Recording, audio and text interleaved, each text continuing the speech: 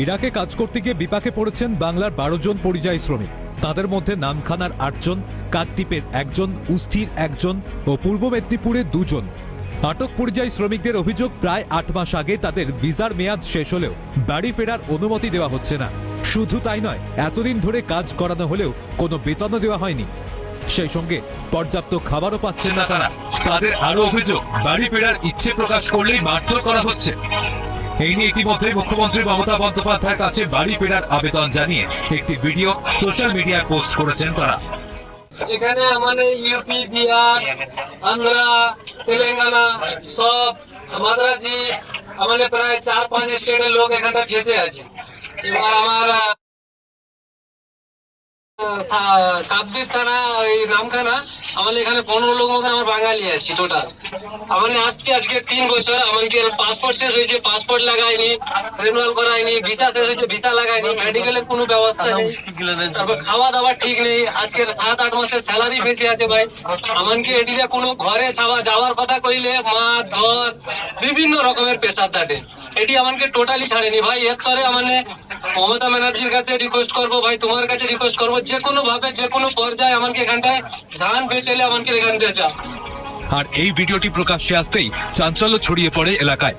জানা গেছে 2023 সালের ফেব্রুয়ারি মাসে স্থানীয় এক সাব এজেন্টের মাধ্যমে ইরাকের একটি কোম্পানিতে কাজে গিয়েছিলেন ওই পরিযায়ী শ্রমিকরা।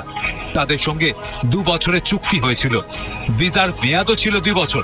অভিযোগ, মেয়াদ শেষ হয়ে যাওয়ার পরেও তারা বাড়ি ফিরতে পারছেন না। প্রায় 8 মাস ধরে বিনা বেতনে জোর করে তাদের কাজ করানো হচ্ছে।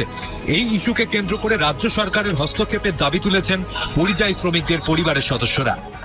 2 বছরে গেমে গেছে, 1.5 লাখ টাকা খরচ করে গেছে, ইরাকে গেছে। এবারে আমার স্বামী 2 বছর 8 মাস হয়ে গেছে, 2 বছরের ভিসাতে গেছে, 2 বছর শেষ হয়ে গেছে।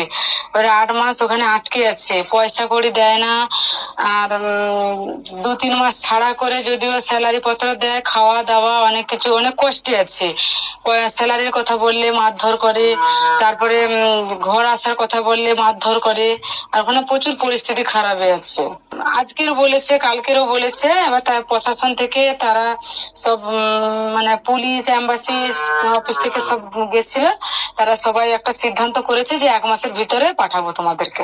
দিয়ে এখন 1,30,000 টাকা এখান থেকে ভরা করে নিয়ে গেছে, দিয়ে ওখানে আবদ্ধ। আমার ছেলে মনে করে আসেনি। আমি ওই ছেলেকে আবেদন হয়ে যাচ্ছি যে আমার ছেলে আমাকে ফিরে দেন। হ্যাঁ, ছেলে ফিরে আসুক। সেই গাড়ির মধ্যে কবে গেছে? 3 বছরকে 2 মাস বাকি আছে। আর যাবার পর খুব কষ্টে, মোট খাওয়া দাওয়া বি দিচ্ছে না, টাকা পয়সা বি দিচ্ছে না, ঘরে বি খুব অসুবিধা। এখান থেকে ওই এই এর ভেতরে পাশাপাশি 5 জন গেছে। তারপরে চন্দনপুরি 10 মাইলের তারা বেটা ছেলে গেছে, কিন্তু আমার এই আশেপাশে 5 জন গেছে। জানা যায়, নামখানা থানার অন্তর্গত দক্ষিণ দুর্গাপুর এলাকার বাসিন্দা নজরুল আলী খান নামে এক সাব এজেন্টের মাধ্যমে ইরাকে গিয়েছিলেন এই পরিযায়ী শ্রমিকরা। স্থানীয়দের বক্তব্য, দীর্ঘদিন ধরে এলাকায় দেখা যায়নি